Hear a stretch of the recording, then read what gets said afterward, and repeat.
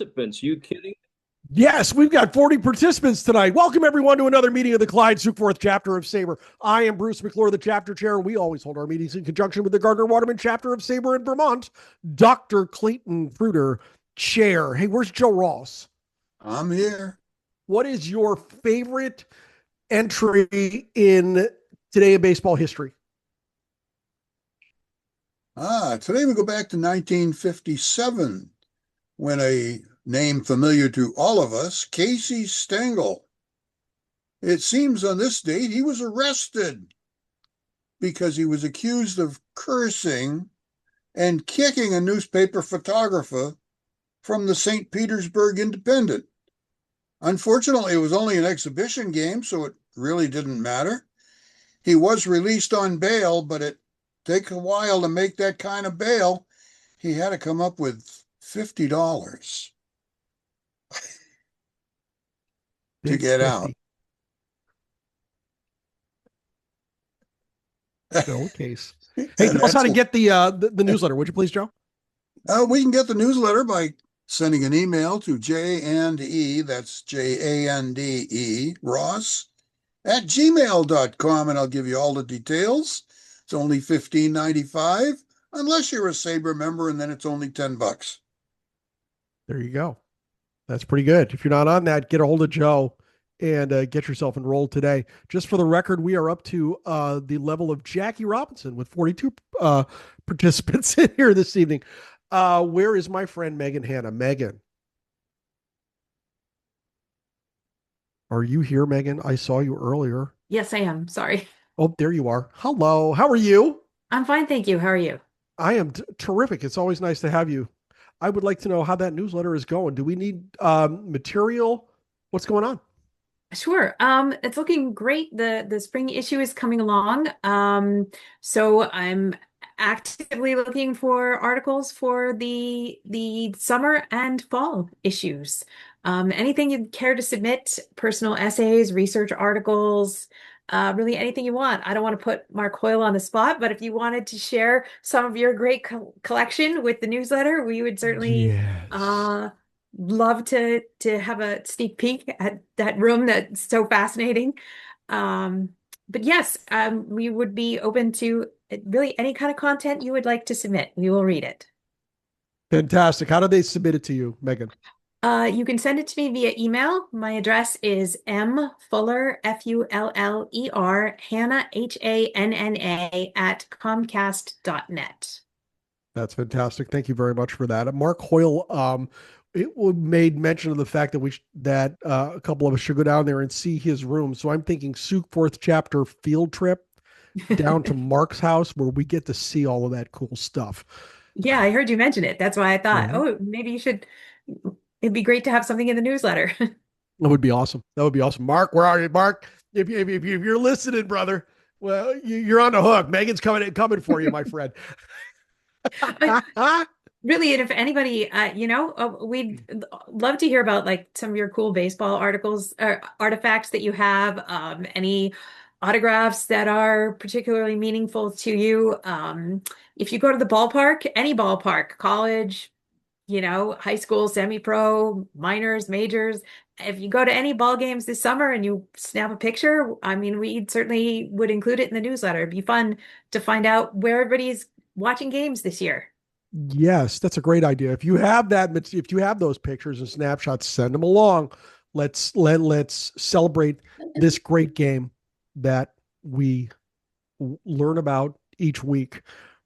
Ryan McClanahan in the chat. Bruce, that's an awesome shirt, and I would know about awesome shirts. Ryan McClanahan, the fashion plate of the Clyde Sukeforth chapter. Ryan, I appreciate you. Thank you. Bill Nolan, where are you? See if Bill is here. He was here earlier. I am here. There you are. Bill, how are you? Doing okay. Would you be willing to discuss with us what's going on tomorrow night in the great state of Massachusetts with the Boston chapter? We're going to have an in-person meeting of the Boston chapter of SABR. We're going to feature Bob Ellis, who's the senior scorer for Major League Baseball. Works at Fenway Park, 30 some games a year. And I've seen his presentation several times. It's really good. He has video of different plays and then asks the audience how they might score them and talks about how the scoring was actually done. So he has to make the calls during a game. And as I said, I've seen it a few times. It's really interesting. And there's a Zoom component for that meeting as well, isn't there? If we can make it work. Yeah. If they can make it work, there is a Zoom component that is available in the SABR events calendar. I encourage all of you to sign up for that and take a look, because I'm going to do my best to get down to at least the Zoom call to see it. If I do have time, I'd love to drive down to see it in person, but we'll see how that goes. I'm going to do my best for Zoom at the very least. Before we go any further, I just want to let everybody know that this is a call for nominations. Our chapter elections take place in April each year. This year, there are 2 seats on the Clyde Sukeforth Board of Directors up in play, one of which is the chapter secretary. John Bauer is currently our secretary. He is running, but if you would like to stand against him, please send Molly an email by Friday at 5 so that we can include your nomination in that the voting. The other seat on the board of directors that is up this year is, I don't know, mine. The chapter chair is up for re-election. If you would like to stand against the chapter chair, I don't know who that. I guess that dopes me, isn't it? Yeah. So if you want to run, feel free to send a nomination to Molly McClure nh@gmail.com. We will add you to the list. Voting will begin first week in April. All right. Here we go. It's now time for our feature presentation. Moving from the 1960s to the 1970s, baseball faced many challenges. The growing strength of the players' union and controversial movements of troubled franchises presented singular situations. The game's commissioner was a recent arrival, and with free agency not yet a factor, a host of players were traded. Under new managers, several teams were emerging as potential fierce contenders for the top spot in their league. The Baseball Hall of Fame opened its doors to former Negro players, and several legacy ballparks were closed and replaced. Thoroughly researched and illustrated, this book covers the historical and cultural aspects of the national pastime in this era. SABR member Paul Hensler is a baseball historian and friend of our chapter from Beacon Falls, Connecticut. His work has appeared in the Baseball Research Journal and Nine, a journal of baseball history and culture. Paul has presented numerous times at the annual Cooperstown Symposium of Baseball and American Culture, as well as the 2012 and 2017 National SABR Conventions in Minneapolis and New York City, respectively. Paul is also the lead editor on a book planned by SABR for the 25th anniversary of the 2002 Anaheim Angels World Championship, and he is here tonight to discuss his new book, Baseball at the Dawn of the 70s, the Major Leagues in Transition, 1970 to 1971. Paul Hensler, my guy, my friend, welcome back to Northern New England. How are you? Thank you so much, Bruce. Doing well, thank you, and I've been looking forward to this gig. Very interesting that when we set this up initially, I don't know how many weeks ago, months ago, I thought, geez, got to wait till close to the end of March, and okay, I'll take the slot because it's on your schedule. And moving right along between this, that, and the other thing in everyday life, and all of a sudden I find myself reminding myself many times during the day, don't forget the meeting is tonight. So, so here we are. For those who might be a little bit familiar with my past work, this is sort of a continuation of a book I did a few years ago called The New Boys of Summer, which looked at 1969, 68, 1969 as sort of its own touchstone period. And this is sort of a follow-on to that particular volume. So for anybody picking up this book, they might, as I go through each of the slides this evening, I basically devote one slide to each chapter in the book.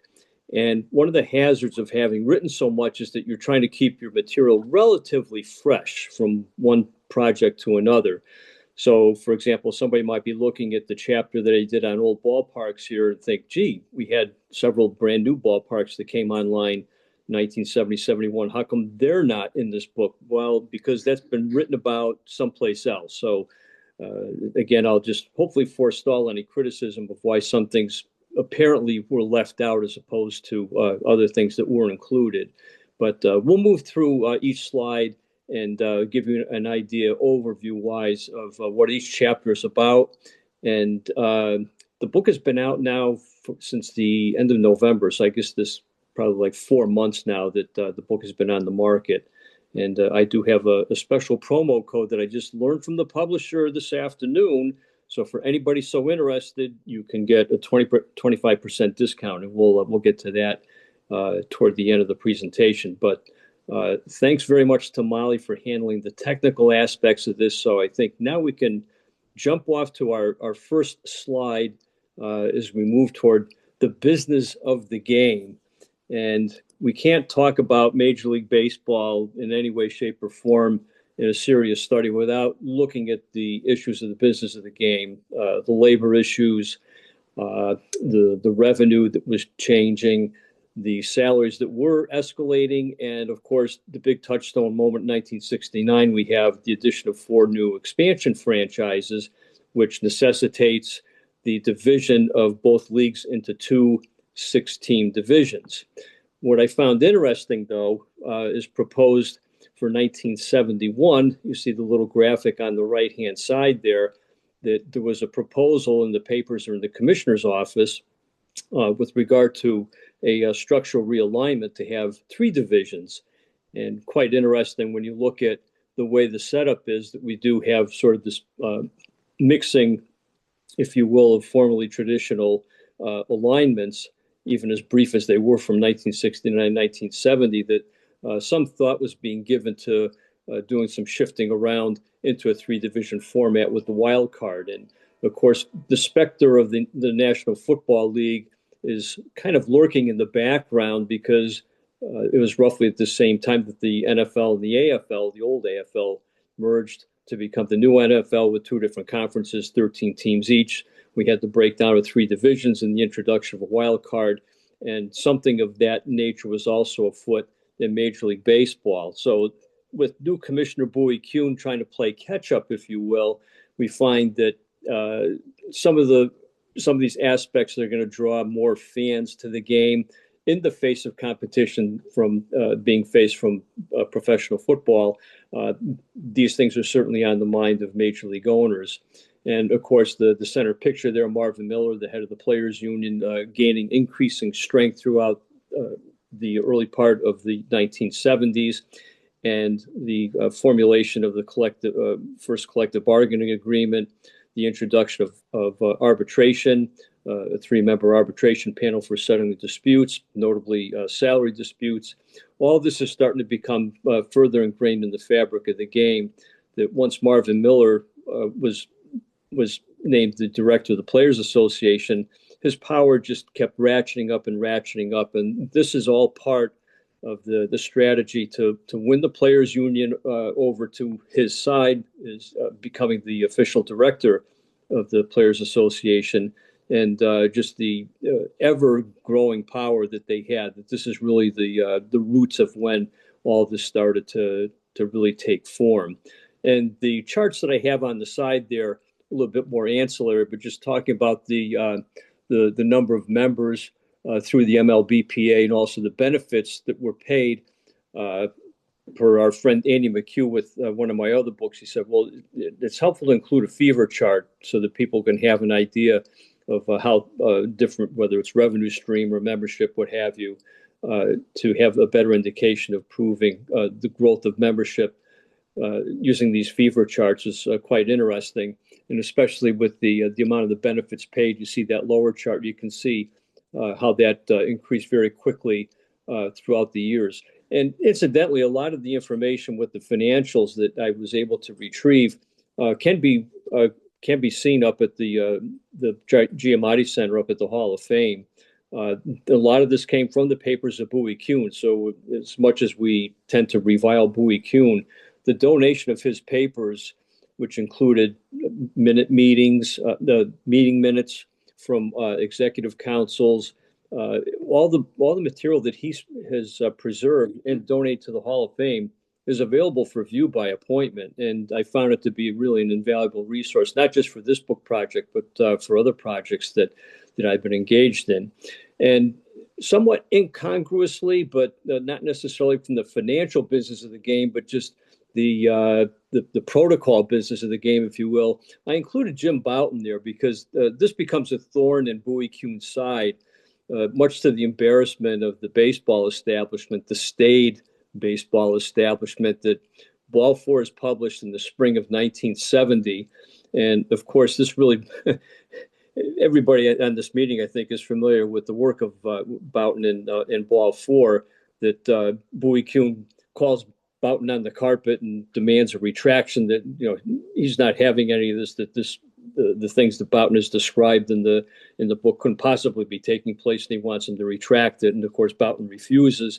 And if anything, it just heightens people's interest in what did he really say, calling out his past teammates, talking about all the escapades that players engaged in the clubhouse or while they were traveling on the road. If trying to embarrass Bouton was the key for Kuhn to limit the sales of the book, it only had the opposite effect. So, and the book has never gone out of print. There have been various anniversary editions and such. This all works into the business of the game, if you will. So I couldn't resist including that as well. So again, one chapter devoted to what I refer to broadly as the business of the game. And as we move to the next slide, thank you. There are a couple notable exits in the game. Denny McLain, whose career peaked in 1968 with his 31-win season, was a co-winner of the Cy Young Award in the American League in 1969. But for all practical purposes, his career has pretty much come to an end. There's the unsavory incidents that led to a suspension for basically half the season of 1970.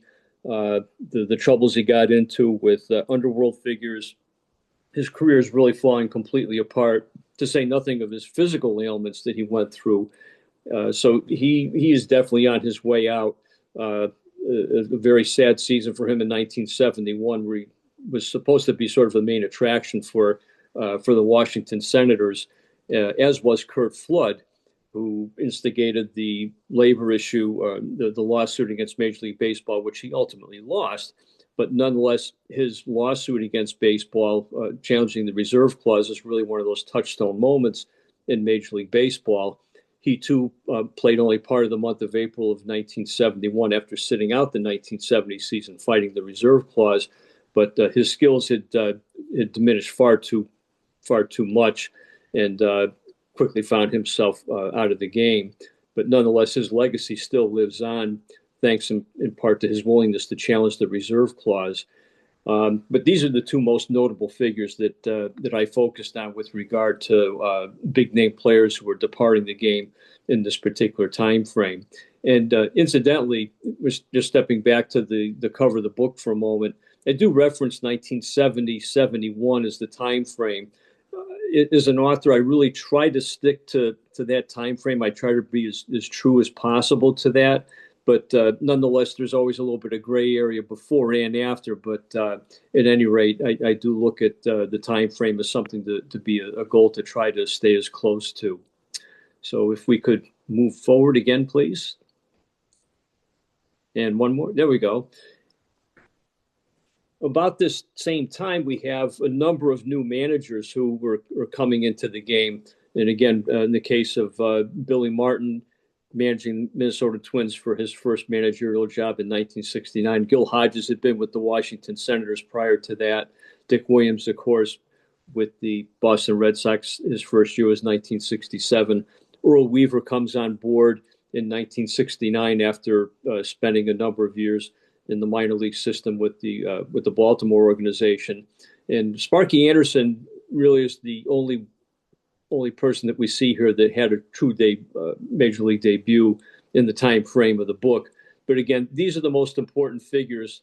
That these are replacing the old school managers, if you will, the old Bertie Tebbetts and the Casey Stengels and that ilk, from managers who had managed back in the 40s and 50s, maybe into the 1960s.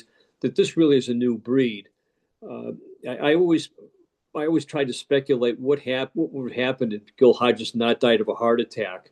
I have one of his last baseball cards, and he just looks so old for his age. To only be in his 1940s when in his 40s when he passed away is really quite compelling when you see the condition that he was in. But of course, Billy Martin endured, Earl Weaver endured, Sparky Anderson. We have a couple Hall of Famers, obviously, on this panel as well. But these were the new, fresher faces coming in at the end of the 1960s and moving forward into the 1970s. If we were to extend this conversation even further into the 1970s, of course, Tommy Lasorda would be a natural fit for this as well. So I devoted a lot of space to these five managers that we see here, and just touch very tangentially on a few others. And the next slide, please. I devoted one chapter each to a clutch of teams that in some cases I had written about before, especially my very first book about the American League in transition from 1965 to 1975. I devoted quite a bit of space to both Baltimore and Oakland for obvious reasons, because they were the most dominant teams. But I've done very little writing about National League teams. So in addition to the top two American League teams that we see here, I also focused on the Cincinnati Reds because, of course, Sparky Anderson, the roots of the Big Red Machine, and how dominant they became in the 1970s. All the big name players, of course, with Rose and Joe Morgan, Johnny Bench, Tony Perez, the George Foster a little bit later on, really forming the nucleus of such a tough baseball team, one of the best in the National League. And the Dodgers get a little bit of play also, only because they had such a great draft at the end of the 1960s that gave them Bill Buckner, Bill Russell, Steve Garvey, a very good prospect in Bobby Valentine, who, if he hadn't been injured after his trade to the California Angels in 1973, I think he would have been a more impactful ball player than he was, but fractured his leg after he'd been traded from the Dodgers. But nonetheless, this is a very formative team. Then, of course, we had the roots of the fabulous infield that they had with Garvey at first, Davey Lopes at second, Russell at shortstop, and Ron Say came along and played third base. And of course, that infield endured for 7 or 8 years. I think it's really quite a remarkable record. And I talk about the Yankees because even though they hit the skids in 1966 after really bottoming out at the end of their dynasty, in 1970 they actually had a halfway decent year. They were competitive. We still had some of the old holdovers that you weren't going to go too far with Jake Gibbs behind the plate, but Thurman Munson was the Rookie of the Year in 1970. Bobby Mercer was showing a lot of promise as the new center fielder, even though he was not exactly the heir apparent to Mickey Mantle. Nobody could be another Mickey Mantle, but nonetheless, there were some flashes of brilliance. Mel Stottlemyre and Fritz Peterson anchored the pitching staff, and again, Munson behind the plate.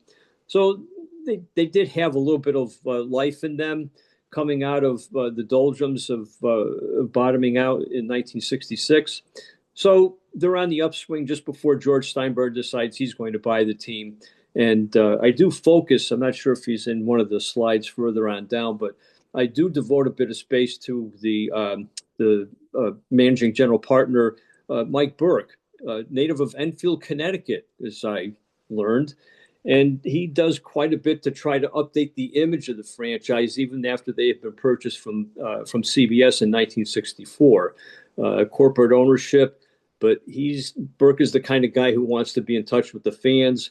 He grows his hair long, modestly long. He's a salt and pepper hair guy, but he likes to roll his sleeves up and project a less stodgy corporate image. And it worked to some degree. And I found it very appropriate to write about him because he was that transitional figure just before the Steinbrenner regime came in when they purchased the team in 1973. And again, the Miracle Mets of 1969, repeating again under Yogi Berra in 1973, at least with winning the National League pennant. Of course, they had Seaver, Kuzman, John Matlack comes in 1972, and John Milner is outstanding rookies. So they're sort of bridging that gap. They're filling in the space that was vacated when the Yankees dynasty ended. And the attention given to the Mets is really quite compelling, that nobody wanted to go to the stadium anymore. Shea Stadium was the place to be because the Mets, in their most recent success from that miraculous win in the 1969 World Series. So I took these teams, grouped them together in this one particular chapter, and called it the Teams in Transition for the Better. And if we move to the next slide, please, we have a group of teams in transition for the worse.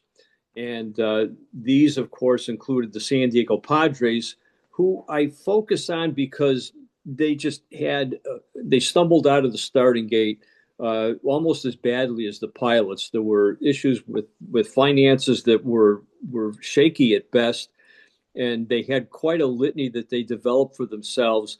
Some of you might remember that by 1974, they were really on the cusp of moving to Washington, D.C.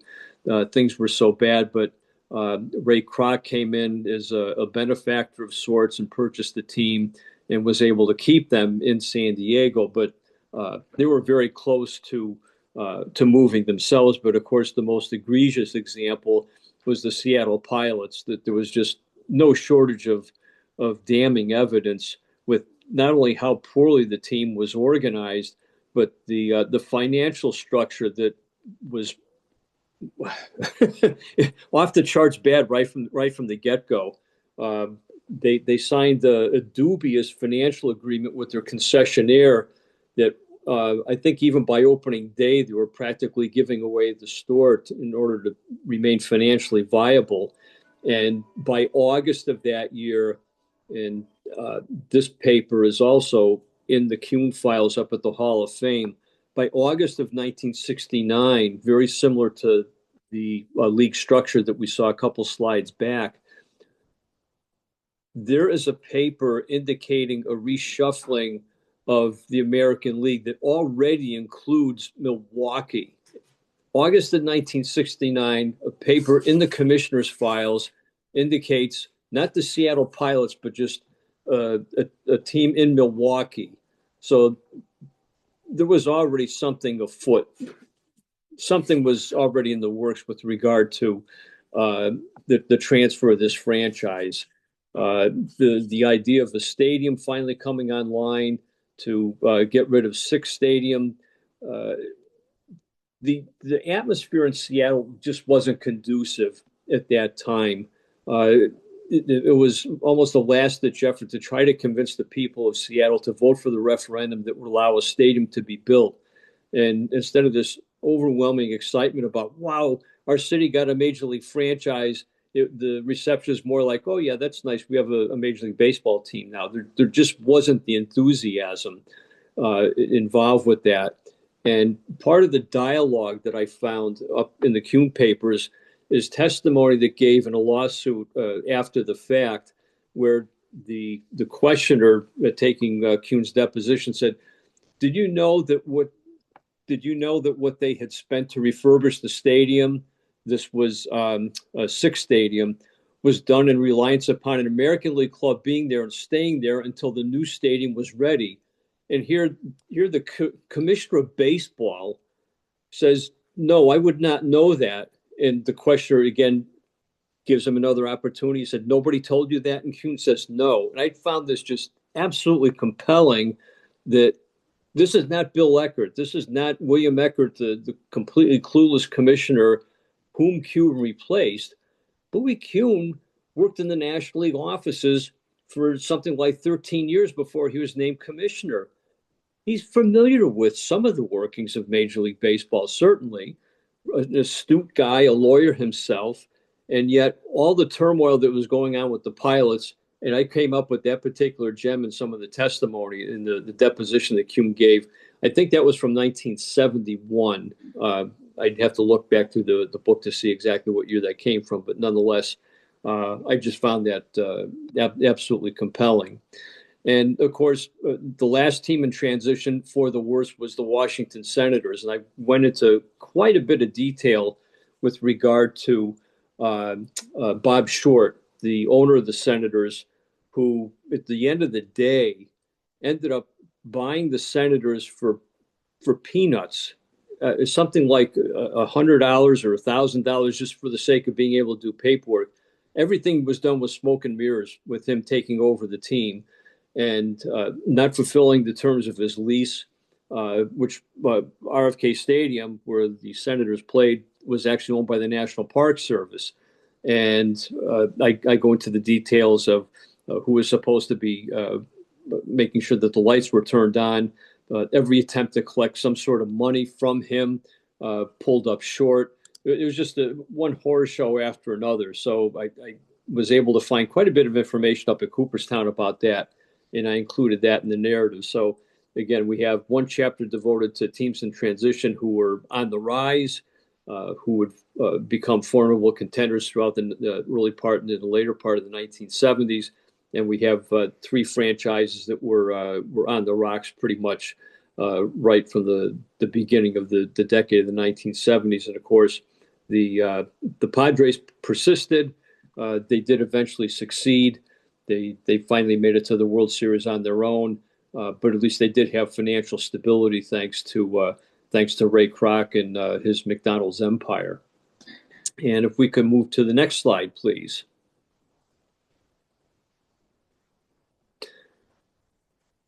Might recall the glory days of the winter meetings.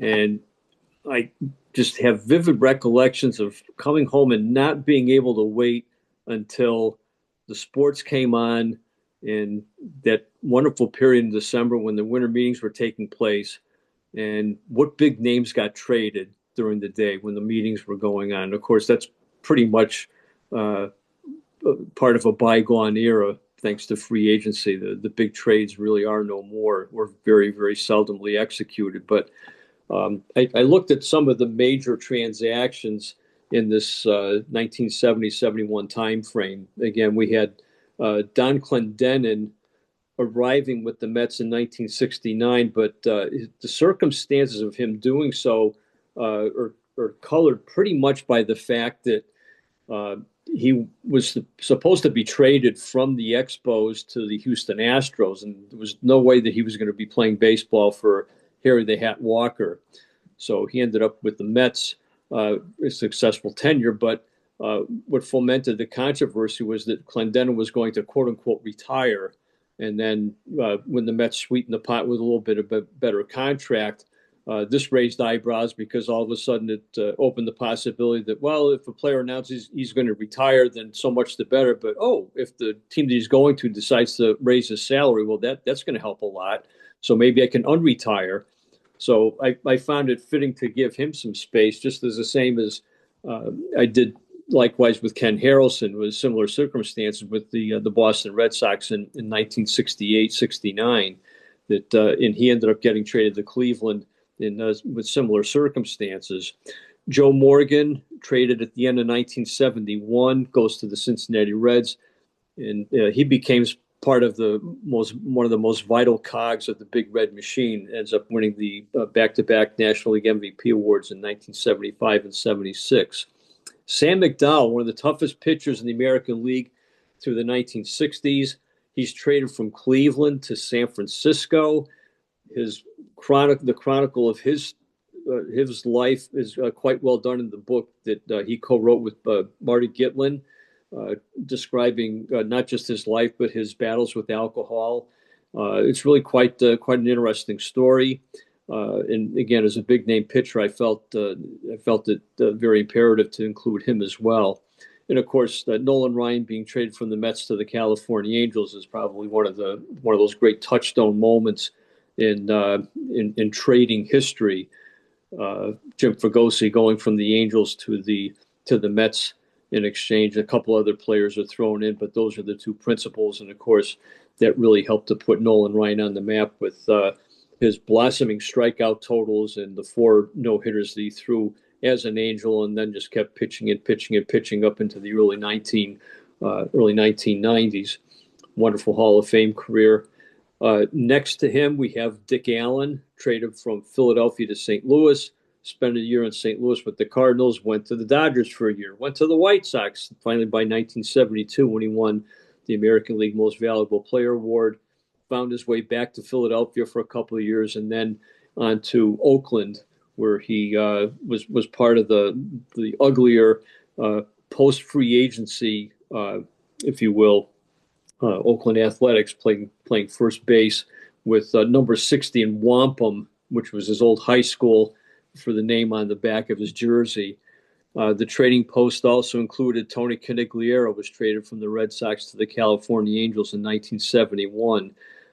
Had two very good comeback years with the Red Sox after that beating in 1967, but stepped away from the game and had a number of physical problems.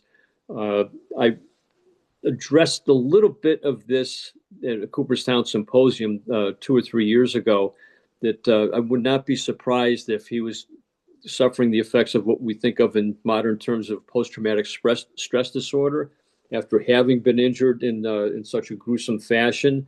But nonetheless, he was one of the big names that was traded. And George Scott also traded from the Red Sox to the Milwaukee Brewers. That was a huge trade. And that was one of those big multiplayer deals where you had big names and lesser names thrown in. Jim Lonborg, I believe, was also part of that trade. Ken Brett went to the Brewers. A lot of big names in that again, we don't see that happening anymore. And this was kind of a nostalgic look back. And I just cataloged a bit of some of the bigger names. I didn't go through every single transaction, of course, but some of the bigger names I felt it was worth a look at. And just to follow on my earlier comment, I remember the Waterbury, Connecticut, the Sunday Republican newspaper. I think it was at the close of the winter meetings that they just had a big synopsis of all the trades that took place during the winter meetings. And again, it was just a marvelous time to start speculating. It provided unlimited fuel for the hot stove lead, because you're always wondering what these new players were going to be doing, wearing the uniforms of their new teams. It was always that big element of excitement that faces were changing and teams were trying to improve themselves in one way or another. And this was all part of that roster magic, if you will. And if we could move to the next slide, please. Steve Gitshire, who was the archivist for the Sporting News for many years, I met him out at the 9 Spring Training Conference for each of the years that I've attended out there. And he was very kind in sending me a note just a couple days ago. He said, "Oh, I read your book, and 2 of the things that he found most interesting were what I covered in this chapter with the revitalization of fan balloting for the All-Star game, which took place in 1970. And also the other thing he mentioned was the chapter that I spoke about with regard to cultural and social trends. We'll get to that chapter in just a minute, but Steve was very kind to mention this in particular about the All-Star voting. And Bowie Kuhn wanted to do this right away as soon as he assumed the commissionership, but there just wasn't enough time to put all this together. So 1970 was the first year in which we had computerized ballots. And unfortunately, because of copyright issues, I could not include the ballot in the book itself. I did describe how some of the balloting categories were set up with the number of players in each league. It's a punch card. I did have this in the book.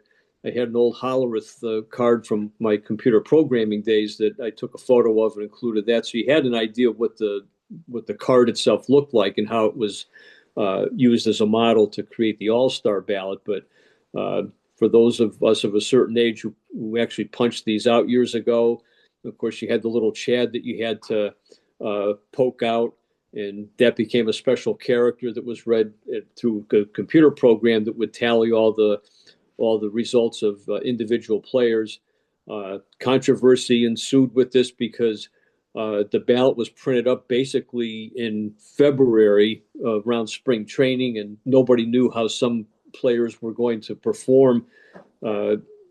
Some of the old line players, for example, such as a Brooks Robinson or a Hank Aaron, you could pretty much count on them as being at the top of their game and very popular among fans. But when you had some players like Rico Cardi, who missed a whole year because of injury, but then came back and suddenly was setting the world on fire. Well, how come his name isn't on the All-Star ballot? There are all this back and forth about whether names should or should not have appeared.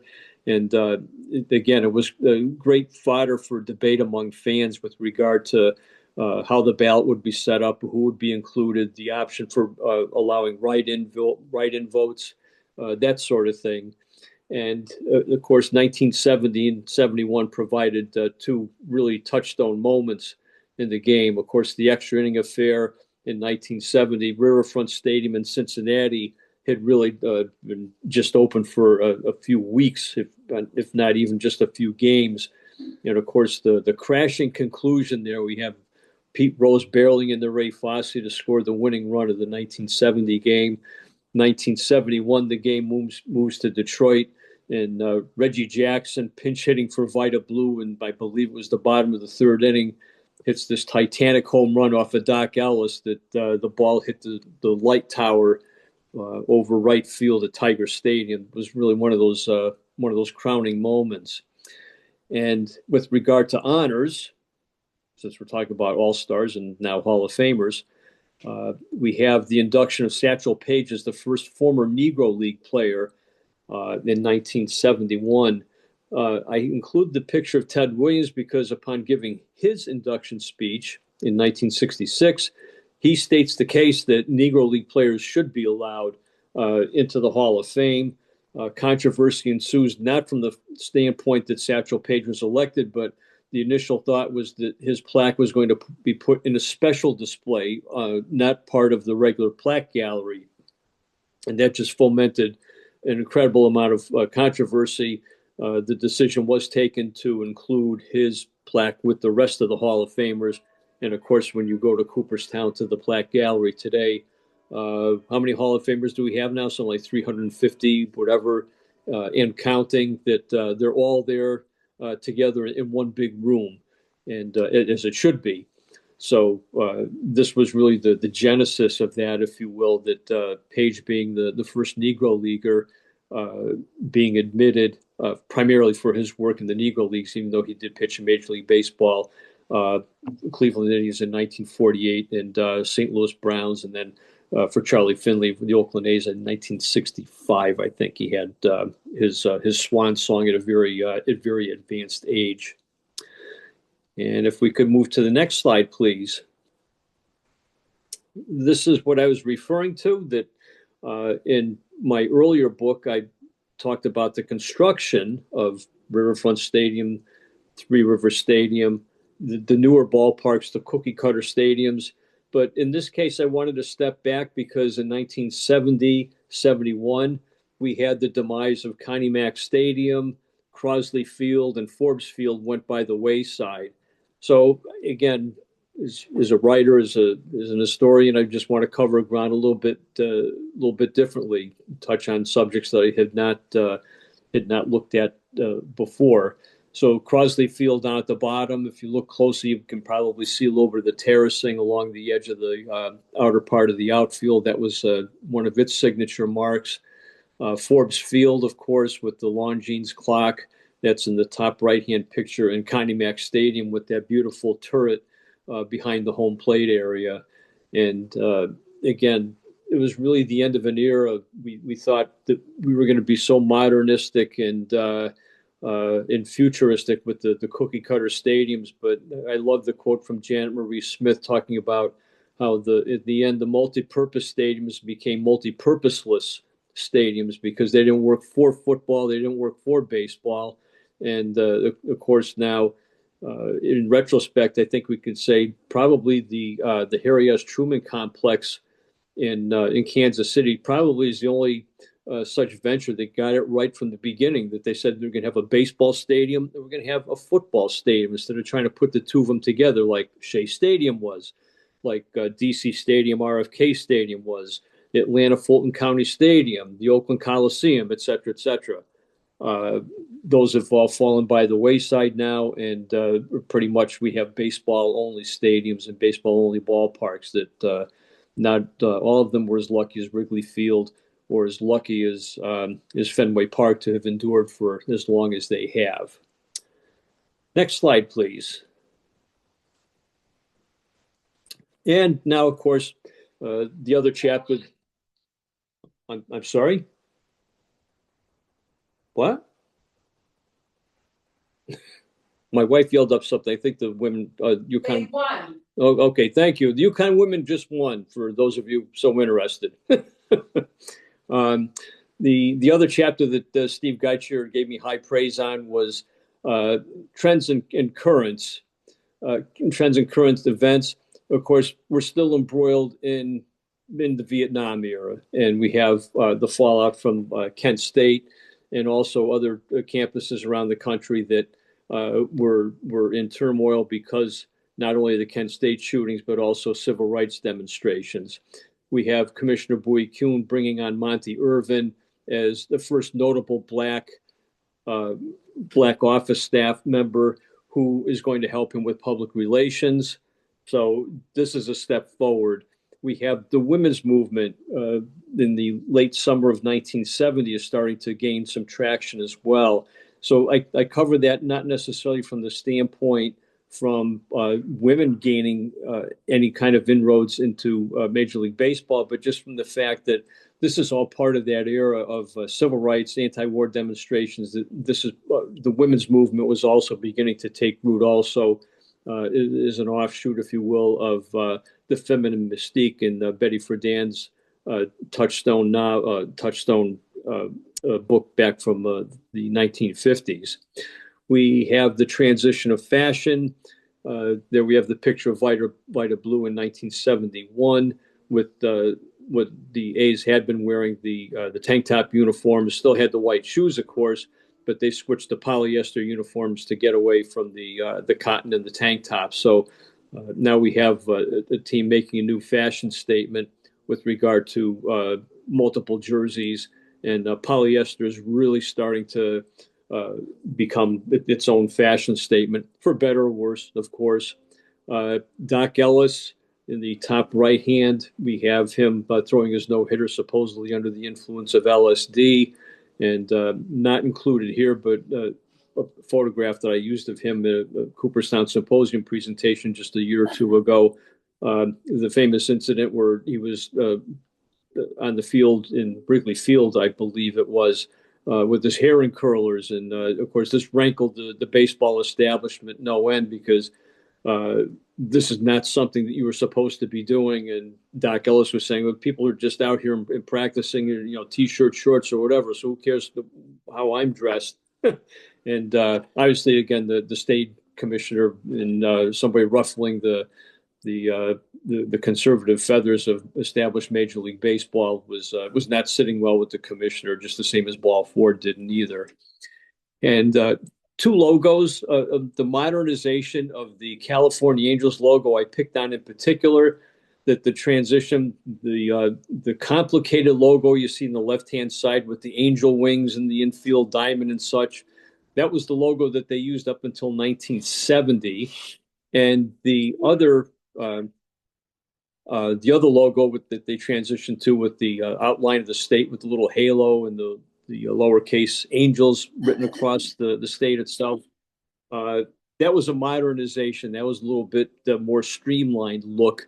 And this was all part of the adaptation of how would you phrase it? Modernistic art, if you will. We still have the Yankee pinstripes, but we had the Cleveland Indians, for example, were also shedding their old tank top uniforms with the red undershirts and going for a more traditional look with pinstripes, even though it had a modernistic Indians across the chest. So again, these things are in transition with regard to how the game wanted to present itself. And I incorporate a lot of this into one final chapter to give readers an idea of what the age itself was like with regard to politics, social issues, and how baseball was reacting accordingly to more modern styles. So with that, we can go to the final slide, and I will be happy to take comments or questions. This So I'm a 70s baseball guy, always have been. And there was a lot of stuff that I learned right here in this presentation. So, Paul, this is great work. Thank you very much. Thank you. I appreciate it. And incidentally, is our audience is looking at the cover of the book there for your reference. If you go to the McFarland Publishing website and use discount code, all capital letters here, baseball26, baseball26, you'll get a 25% discount on that book that you see there. Every little bit helps. There you go. In this economy, that's there You're you making me. go. Hey, we've got some questions out here tonight. Let's go to Robert Komorski.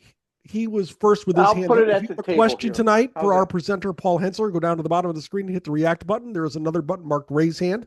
Raise your hand and we'll get you in line to ask questions of our presenter. So, Bob, go ahead. Yeah, thank you, Bruce. Here, I've got a couple of things, Paul. First of all, being from Minneapolis, here, you mentioned Bob Short, and his name is Dirt here, as you might expect, because he is the same lack of respect as Peter O'Malley is in Brooklyn, because of course O'Malley moved the Dodgers to Los Angeles. Bob Short moved the Lakers from Minneapolis to Los Angeles about 1960, I believe that was, and pretty much is one of the worst owners. Goes down as one of the worst owners in Major League Baseball history, though. And you know, to be so disliked in two major cities, you know, the Twin Cities and in Washington D.C. is quite an accomplishment, though. My second point or question is, when you were going through the Bowie Kuhn files at the Hall of Fame, did you find any reaction to Kuhn's reaction to the White Sox playing regular season games for 2 years in Milwaukee? Because I believe it was 68 and 69. There were about a dozen games each year that the White Sox played at County Stadium. I'm curious if the commissioner had any thoughts about that and that you found in his archives. I'm not sure if there's anything in particular. I know that those games in Milwaukee played very well. They met with great favor because the attendance was so high. I think the average attendance at those games was something like 30,000. Where if they had played those same games at Comiskey Park, they averaged like 8,000 or 9,000 a game. So the attendance figures found much favor with regard to helping win the case over for having a franchise transfer there, whether it was the White Sox or obviously as it played out, having the Pilots move there after 1969.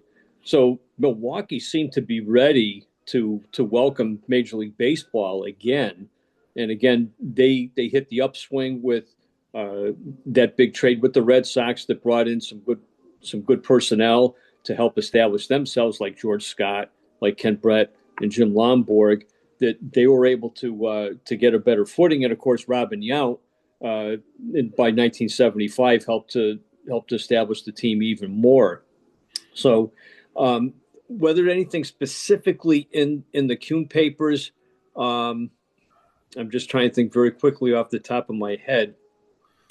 The researcher's guide to those papers is in a big Word document, and I would focus, and very well done, by the way, and I just focused on particular keywords for things that I was looking for, particular years or particular issues like labor. But with regard specifically to the White Sox situation, it might be, if anything, in league meeting notes for the American League, as far as bringing up that particular issue.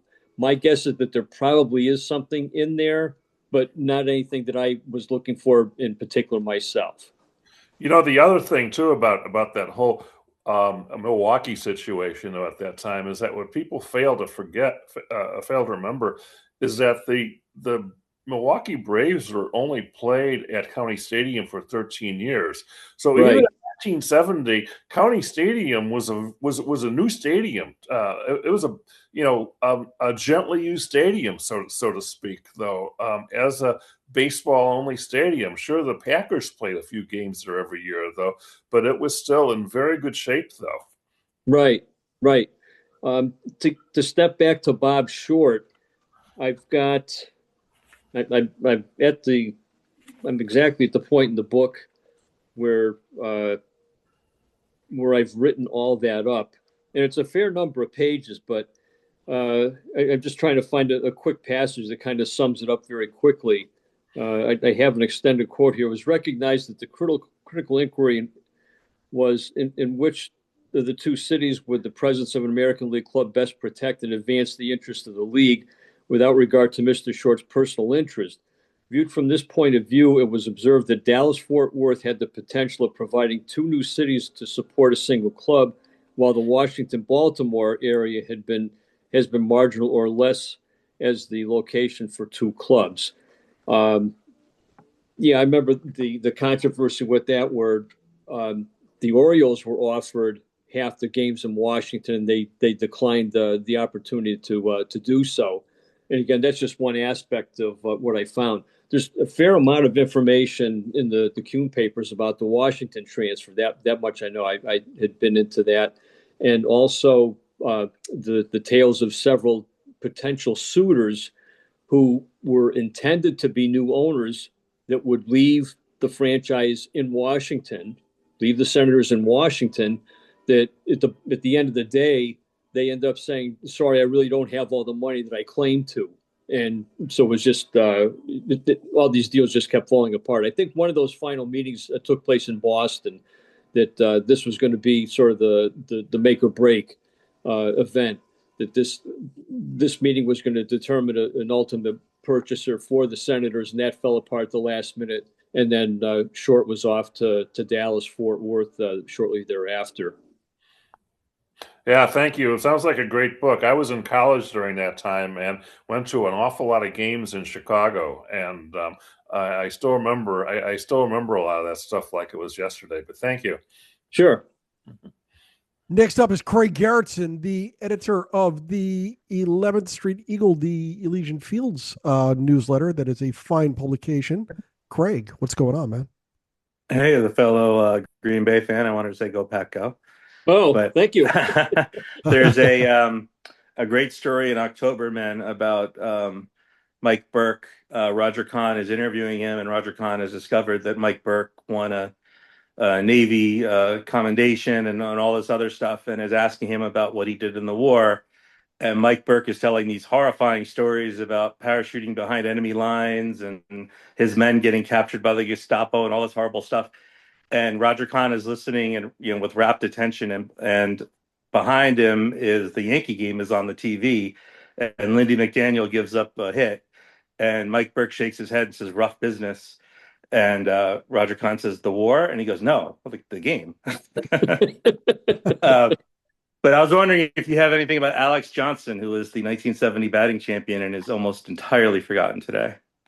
I did a presentation at Cooperstown that juxtaposed the trade of Tony Conigliaro to the Angels and now becoming Alex Johnson's teammate very briefly in 1971. That was a very woeful episode because of Johnson's, with his particular mental health issues, and which were not well understood at that time. And again, Conigliaro having multiple injuries and physical issues coming up, to say nothing of he finally admitted that he was having issues with his headaches that never went away. He had an incredibly bewildering exit. His last game as an Angel was an extra inning affair that I think he struck out like 8 times, 6 or 8 times, something like that. He threw his batting helmet at the umpire. It was just an ugly scene. The game ended at 1 o'clock in the morning.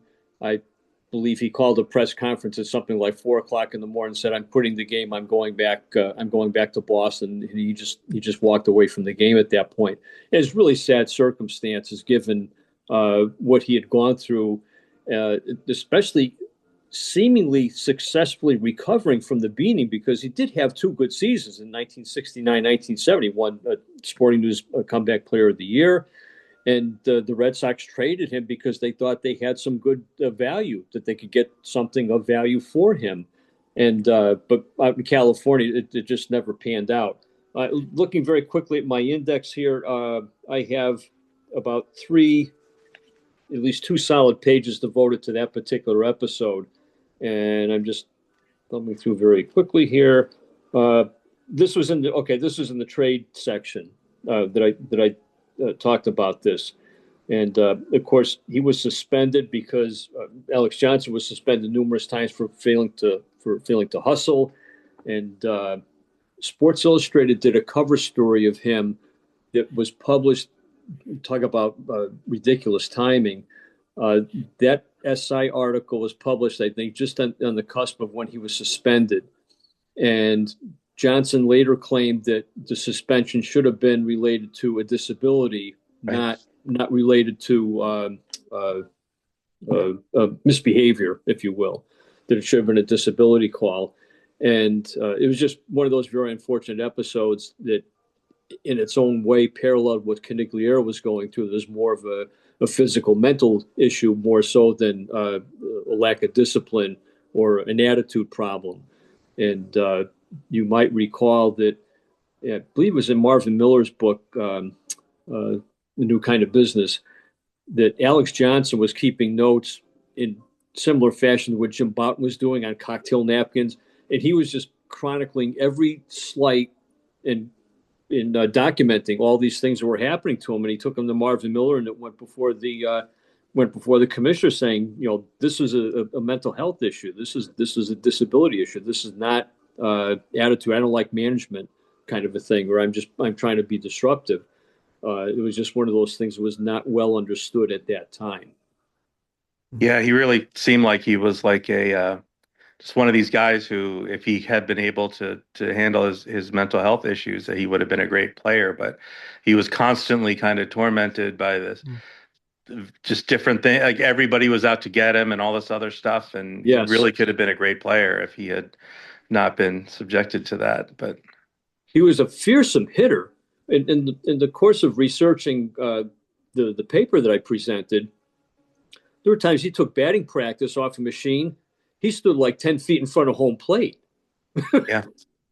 Because he wanted that kind of a challenge, and even hitting off a pitching machine. That's pretty fearsome stuff. Yeah. One of his quotes was, "You hit when you can, I hit when I want to." Thank you for the comment. Thank you. I'm going to butcher this last name, so I'm going to expect to be corrected. Eric Zweig. Did I get it right, Eric? That was pretty close to perfect. What is perfect, though? Well, I would say Zweig is pretty close. Some people over-German it, or some people will say Zweig, but Zweig is, you did a good job. All right, if I had butchered it, I was just going to go with Smith.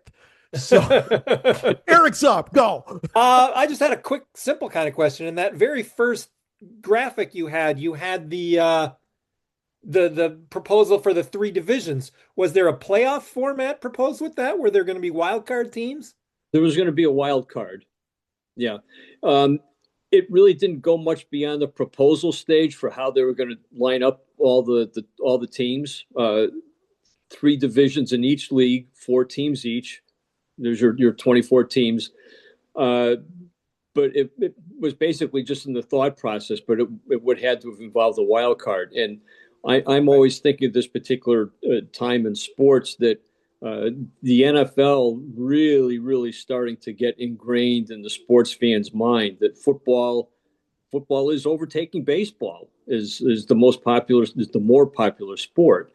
So it's not surprising that in many aspects we find baseball trying to play catch up to professional football, and this is just one of those other forms in which we find that manifestation. Yeah, interesting.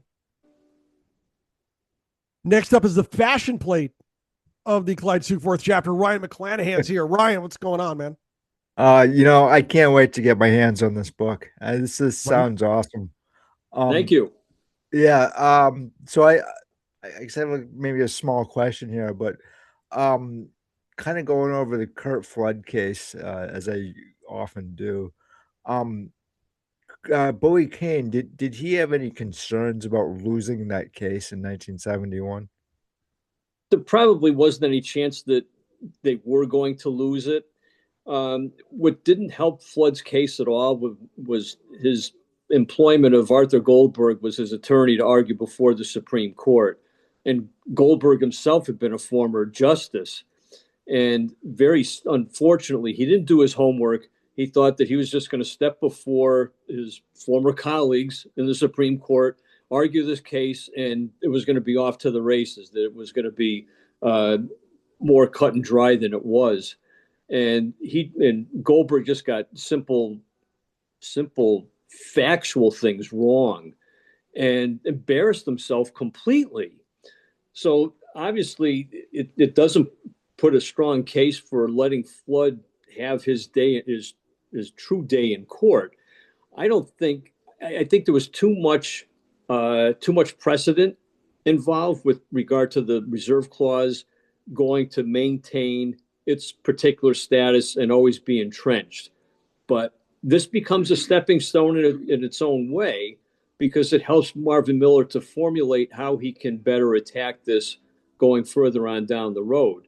And again, with his victories in being able to broker the collective bargaining agreements, we do finally in 1972, we lose a handful of every team loses a handful of games at the beginning of the 72 season because there was a short strike and those games were never made up.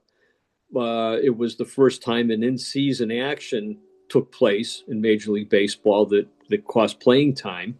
I think if they had to do it over again, they probably should have reformulated the schedule to have each team make up the 7 or 8 games that they ultimately lost out on. But again, this becomes a stepping stone for Marvin Miller with the next collective bargaining agreement in 1973.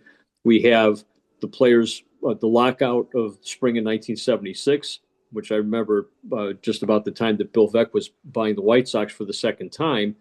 And then finally, when you get to the end of 1975 with the Messerschmitt decision, Messerschmitt-McNally, that really puts the definitive stake through the heart of the reserve clause that a 1-year renewal is 1 year. 1 year means 1 year. It's as simple as that. It's not to be renewed in perpetuity. And once that was finally done, and again, with the Messerschmitt and McNally was included with the case because McNally had retired from injury. He'd been traded to the Expos at that point, didn't do well, and retired because of injury. He was included in the case because if he decided to return to baseball, who did he belong to? Was he really retired? He could make his own deal with anybody he wanted to, or was he still technically the property of the Montreal Expos, his last club? So that's why he was included as part of the deal. But as we saw, the way it played out, playing out that 1 year, that was your service time, and you were eligible for free agency. But also, Miller insisting on having the 6-year service time included for most players, because you didn't want to flood the market with all the players at the same time. If you only allowed a certain amount of players to hit the free labor market, then you have a scramble for the best talent, and thus an escalation in the salaries.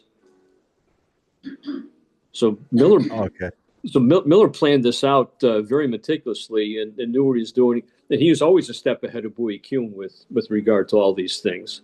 He was always a step ahead. That's interesting, since Bowie Kuhn was a lawyer, so. Yep. Awesome.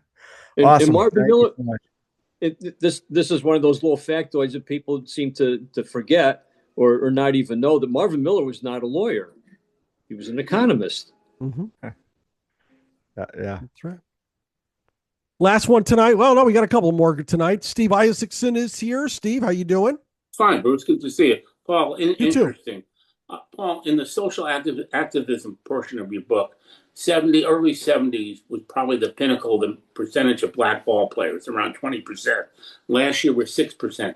By the mid and late 70s, it starts to decline. Why? Have you come across any reasons for that? Part of it is the lengthy period of players having to climb the minor league ladder, if you will. Also, in conjunction with the growing popularity of football as a better avenue to get into professional sports, and most notably that you have basketball as a city game. Anybody can play basketball, and the representation of blacks in basketball just skyrocketed. It's about this time that we really start to find basketball is a better avenue for black athletes to get into professional sports more so than professional baseball. So I think that particular crossover from one sport to another, I think it kind of speaks for itself that basketball is much more favored.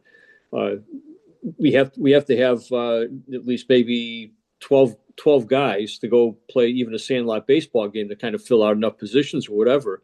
You can play 3-on-3 basketball anywhere. You don't need a field. You can just go to the playground. You don't have to have any complications with the field isn't in good shape, that sort of thing. It's an inner city game that anybody can partake. So I think with the establishment of the National Basketball Association and the subsequent big name players that gravitated toward that, just served as an inspiration for other, especially inner city kids to want to play basketball and steer away from baseball. I think that certainly has a lot to do with it. Right, thanks. Yeah, it's so noticeable now. Anyway, thank you. Sure. Interesting talk. Thank you. Last one for tonight is Bob Komarski. He's back. Bob. Yeah, I just want to make one comment on Curt Flood again. I don't know how many people may have been at the Baltimore convention a few years ago, where one of the most fascinating presentations was a panel discussion on Curt Flood and Bowie, and not Bowie Kuhn, but Marvin Miller's role in it, though. And they had a couple of the principals there, including Curt Flood's widow. What I wanted to say is, I believe that was I believe that was videotaped, or there was video made of that, and it still may be on the SABR website, though. And just wanted to bring that up because it's truly a fascinating discussion. Very interesting too, and thanks for reminding me about this. I met Brad Snyder, who was Flood's biographer. He wrote the book. I'm looking at it on my shelf. I can't. A Well-Paid Slave. That was the title of the book. Fantastic book. Brad Snyder wrote that book. I saw him speak at the very first Cooperstown Symposium that I went to back in 2009, if I have the year correct.